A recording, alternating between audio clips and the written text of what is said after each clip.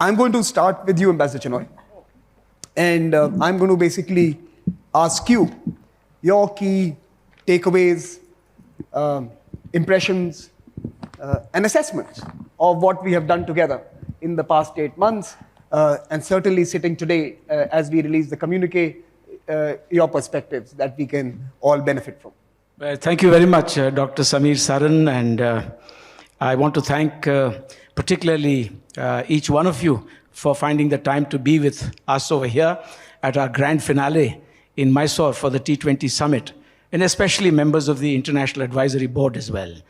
8 months, it has been a memorable journey for me, and as Dr. Saran just informed you, 300 issue papers, 1,000 authors. So there's obviously a great deal of ferment in the T20, many new ideas, suggestions and recommendations. And these have found their way into the T20 communique.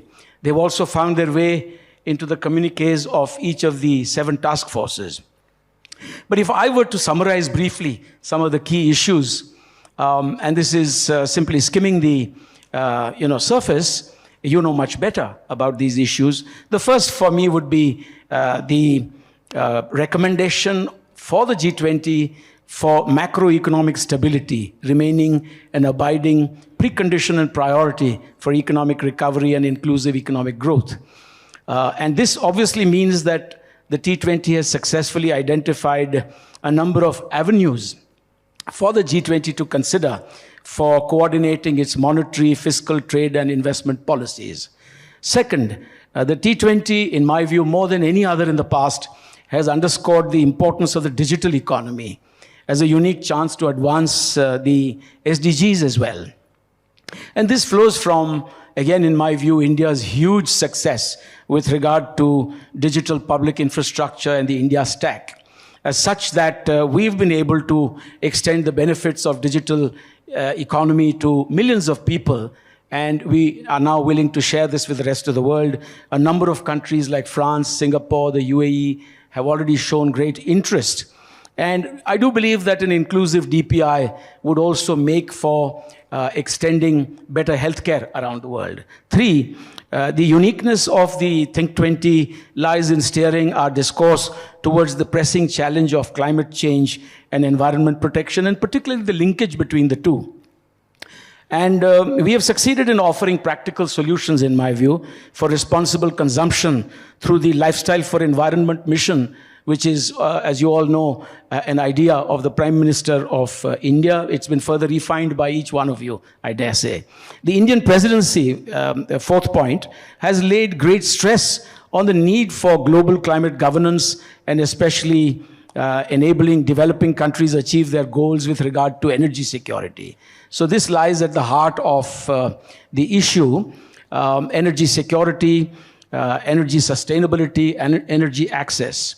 And above all, the presidency has highlighted the urgent need for a just and inclusive energy transition. 5th point, another success this year is our bringing back into focus the importance of the 2030 SDG agenda, especially gender equality and women-led development. It is a cause of major concern, as far as I'm concerned, that at the halfway mark between 2015 and 2030, only 12% of the SDGs have actually been achieved. 6, our work has successfully focused on reimagining the global financial architecture, especially the structure and functioning of MDBs and IFIs. But without commensurate and adequate capital, including low-cost hybrid finance, I would venture to say that it will be very difficult to achieve any kind of results on any major collective goal. 7, and this is the second last one, an adjunct of this is our thrust on reimagining multilateralism. The dysfunctionality in the multilateral order suggests that we make even greater efforts to reform the UN-led structures, not reject nor confront them. This is very important. We need to seek to better them, not to oppose the existing structures. 8, and this is really the last point, in a world beset with confrontation and polycrisis, the need of the hour is to have an inclusive and representative dialogue to address common challenges And that is why Think20 has recommended that the G20 should permanently include regional associations from underrepresented regions of the world, in particular the African Union. So this, in my view, is the broad summary of what I think we've all achieved together. And I'm sure that the co-panelists will have much more to add on this. So thank you very much, Dr. Samir Saran, for bringing us to this point where we are extremely happy to be in Mysore. It's been very successful and very memorable. And the credit also goes to your hard-working secretariat. Thank you.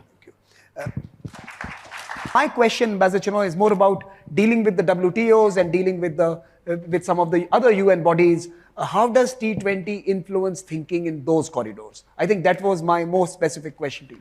So I think the theme itself suggests that there should be continuity, there should be cohesion, there should be cooperation. And I think we should also use the Indian context in order to give greater thrust to each of these three. As far as continuity is concerned, there is no gainsaying the fact that this Think20, however unique it is, it's not a one-off event, that there is no dead stop here, that we are supposed to pass on the baton to the future presidencies, and issues like climate change or, for instance, economic recovery, fiscal stability, SDGs, multilateralism, and reforms, etc., these are not going to go away. I don't think it's anyone's case that within a year, a particular presidency must show absolutely accountable outcomes. This is virtually not possible. What we have to do is to build on the foundations that have been created by previous presidencies, add our own.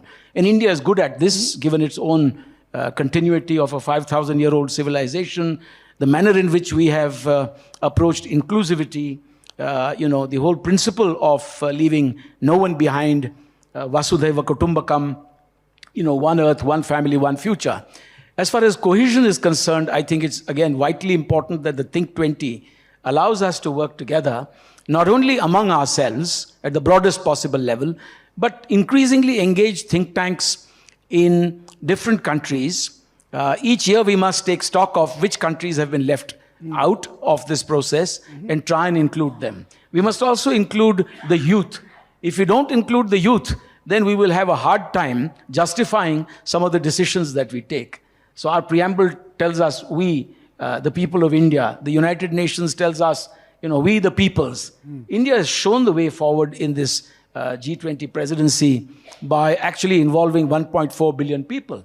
But it's time to also involve the rest of the world in every presidency. The last bit is cooperation, which comes naturally to India in terms of the external engagement that we've had, whether it's the International Day of the Yoga, the International Day of Yoga, or the International Solar Alliance, or the Coalition for Disaster Resilient Infrastructure, or Infrastructure for Resilient Island States. Every one of these fields, we have shown our ability to cooperate. And I think this is something that we want to pass on as a thought, as a benchmark. As an ethic too. As an ethic. But don't forget the youth. Don't forget the girl child. Don't forget think tanks in countries that have so far not been included. Don't forget the think tanks outside of the capitals. And this is something that's vital. Thank you. I think